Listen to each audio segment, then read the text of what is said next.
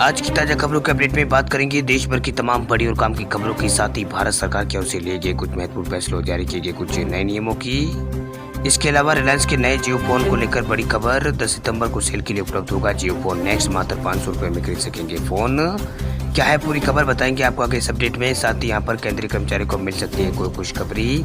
महंगाई भत्ते में फिर हो सकता है इजाफा। क्या है पूरी खबर बताएंगे आपको आगे इस अपडेट में। साथ ही अगर शराब आपको चाहिए तो कोरोना वैक्सीन के दोनों डोज अब होगी जरूरी।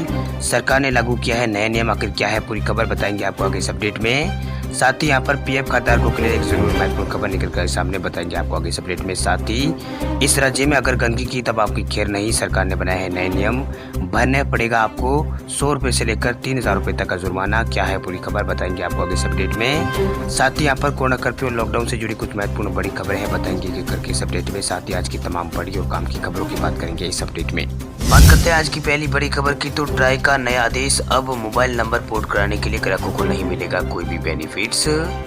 भारतीय दूरसंचार नियामक प्राधिकरण यानी ट्राई ने सभी टेलीकॉम सर्विस प्रोवाइडर को कल एक यहाँ पर सख्त निर्देशापत्र जारी किया, जिसमें कहा गया है कि टेलीकॉम कंपनियां सुनिश्चित करें कि उनके चैनल या डिस्ट्रीब्यूटर और रिटेलर की तरफ से ग्राहकों को स्पेशल टैरिफ ऑफर ना करें, जिसके लालच में आकर ग्राहक दूसरे नेटवर्क पर मोबाइल नंबर पोर्टेबिलिटी यानी MNP करा रहे हैं। चलिए बात करते हैं अगली खबर की तो उत्तर प्रदेश में अगर गंदगी की तो खैर नहीं। योगी सरकार ने बनाया है सख्त नियम। भरना पड़ेगा 100 रुपए से लेकर 3000 रुपए तक का जुर्माना।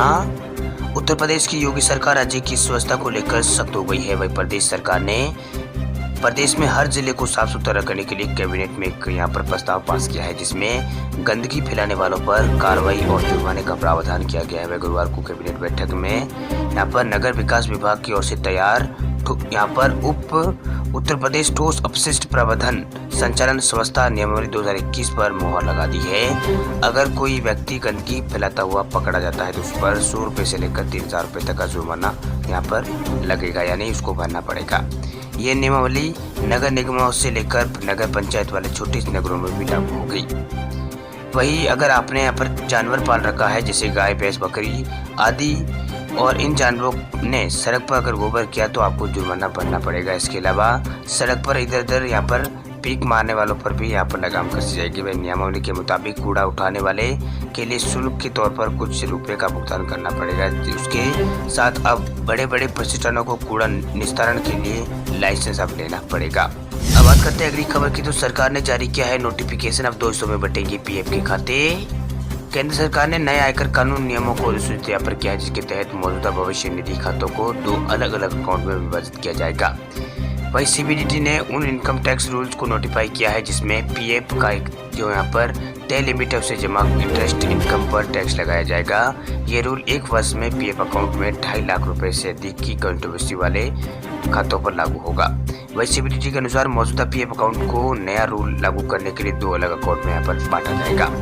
वही नए रूल के तहत नॉन टैक्सेबल यानी पीएफ कंट्रीब्यूशन में इस वर्ष मार्च तक का बैलेंस और व्यक्ति की ओर से 2021-22 के पिछले वर्ष में किया गया कंट्रीब्यूशन होगा, जिसे टैक्सेबल कंट्रीब्यूशन अकाउंट में शामिल नहीं किया गया है। और जो लिमिट के अंदर है लिमिट से अधिक जमा राशि टैक्सेबल कंट्रीब्यूशन अकाउंट में होगी।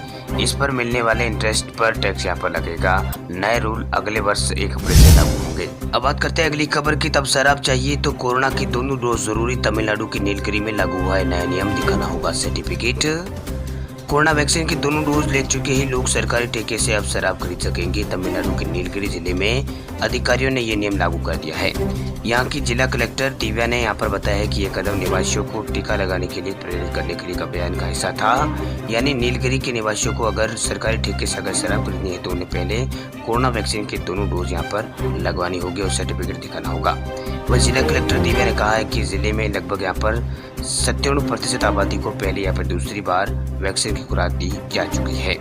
दरअसल वैक्सीनेशन को लेकर यहाँ तमाम तरह के यहाँ पर अफवाहें और गलत सूचनाएं फैली है, जिसे दूर करने के लिए ये अधिकारियों को यहाँ के अधिकारियों को वैक्सीनेशन को लेकर जागरूकता अभियान यहाँ पर चलाया जा रहा है। लोगों से अपील की गई है कि वैक्सीनेशन करवाएं और इस मिशन का हिस्सा यहाँ पर बने, लेकिन लोग अब भी वैक्सीन लेने से यहाँ पर दूरी बना रहे हैं। वही जिला कलेक्टर दिव्या ने कहा है कि हम कोविड पोर्टल को यहाँ पर अपडेट कर रहे हैं। हमें जानकारी मिली है कि कुछ लोगों ने कहा है कि वे शराब का सेवन करते हैं और वैक्सीन लेने के लिए तैयार नहीं। उन्हें वैक्सीनेट करने के लिए ये फैसला यहाँ पर लिया गया है। जिसे भी यहाँ पर शराब खरीदनी हो वो पहले टीकाकरण का सर्टिफिकेट दिखाए, फिर बाद में यहाँ पर उनको यहाँ पर शराब मिलेगी। ये बात यहाँ पर कही गई है। वही बात करते हैं अगली खबर की, तो त्योहारों से पहले ज्वेलर्स को बड़ी राहत, 3 महीनों के लिए टाले हैं गोल्ड हॉलमार्किंग के नियम। त्योहारों से पहले मोदी सरकार ने ज्वेलर्स को बड़ी राहत दी है। दरअसल सरकार ने गोल्ड हॉलमार्किंग को लागू करने की डेडलाइन को अब 3 महीने आगे बढ़ा दिया है।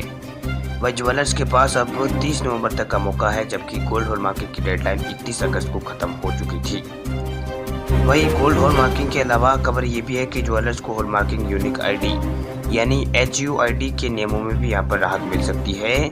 वही HUID के नियमों में केवल हॉलमार्किंग सेंटर पर ही लागू ही होंगे। इसके जरिए ज्वेलर्स और कंज्यूमर्स को ट्रेस यहाँ पर नहीं किया जाएगा। वह ज्वेलर्स इस HUID को लेकर काफ़ी एडजस्टमेंट्स की स्थिति में थे। दरअसल सोने की हॉलमार्किंग को लेकर सबसे बड़ी दिक्कत HUID को लेकर ही थी, क्योंकि एक बार रजिस्ट्रेशन होने के बाद डिज़ाइन में बदलाव कराने में भी यहाँ पर HUID को मुश्किल यहाँ पर हो रही थी।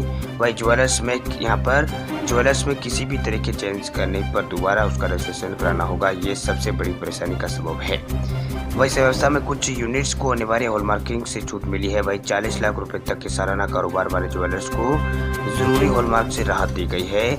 उन इकाइयों को भी छूट दी गई है जो सरकार की व्यापार नीति के मुताबिक आभूषण एक्सपोर्ट और यहाँ पर फिर इंपोर्ट करते हैं। इसके अलावा अंतर्राष्ट्रीय प्रदर्शनी के साथ साथ सरकार की मंजूरी वाले बिजनेस टू बिजनेस यानी घरेलू प्रदर्शन के लिए भी इसे यहाँ पर छूट होगी। वही मौजूदा समय में देश में 256 जिलों में अनिवार्य गोल्ड हॉलमार्किंग के नियम लागू है। 18 कैरेट 22 कैरेट के साथ साथ 20 कैरेट और 23 कैरेट और 24 कैरेट की भी जरूरत यहाँ पर मिलेगी। वही पुरानी ज्वेलरी पर नए ज्वेलरी के साथ हॉलमार्किंग भी लगाना होगा। इसके अलावा घड़ियां और फाउंटेन में भी इस्तेमाल सोना, कुंदन और जड़ऊ आभूषण पर जरूरी हॉलमार्किंग से छूट यहाँ पर दी गई है। चलिए बात करते हैं अगली खबर की, तो इकोनॉमी के लिए अच्छी खबर। भारत के सर्विस सेक्टर में 18 महीनों में सबसे बड़ी तेजी। भारत के सर्विस सेक्टर में अगस्त में पिछले 1.5 साल में सबसे तेज गति से विस्तार हुआ है। ऐसा नए काम के मजबूत प्रवाह और मांग की सुधार की दिशा की वजह से हुआ है। एक मासिक सर्वेक्षण में शुक्रवार को ये जानकारी दी गई है कि कई प्रतिष्ठानों को फिर से खोलने और उपभोक्ताओं की संख्या में इजाफा के सहारे बिक्री में वृद्धि के कारण India service business activity index जुलाई में 45.4 से बढ़कर 56.7 ये हो गया है। वही सेवा क्षेत्र में पिछले 4 महीनों में उत्पादन में पहली बार वृद्धि और कारोबारी विश्वास की बहाली यहाँ पर दर्ज की गई है। वही प्री चेंजिंग यानी PMI की भाषा में 50 से ऊपर का अंक यहाँ पर मतलब इसका वृद्धि हुई है, जबकि 50 से नीचा यहाँ पर सूचकांक को यहाँ पर दर्शाता है। अब बात करते हैं अगली खबर की, तो सरकार ने जारी किया है नोटिफिकेशन, अब 2 हिस्सों में बटेंगे PF के खाते। केंद्र सरकार ने नए आयकर कानून नियमों को अनुसूचित यहाँ पर किया है, जिसके तहत मौजूदा भविष्य निधि खातों को 2 अलग अलग अकाउंट में विभाजित किया जाएगा। वही CBDT ने उन इनकम टैक्स रूल्स को नोटिफाई किया है जिसमें PF का जो यहाँ पर तय लिमिट है उसे जमा इंटरेस्ट इनकम पर टैक्स लगाया जाएगा। ये रूल 1 वर्ष में PF अकाउंट में 2.5 लाख रुपए से अधिक की कंट्रीब्यूशन वाले खातों पर लागू होगा। वही CBDT के अनुसार मौजूदा PF अकाउंट को नया रूल लागू करने के लिए 2 अलग अकाउंट में यहाँ पर बांटा जाएगा।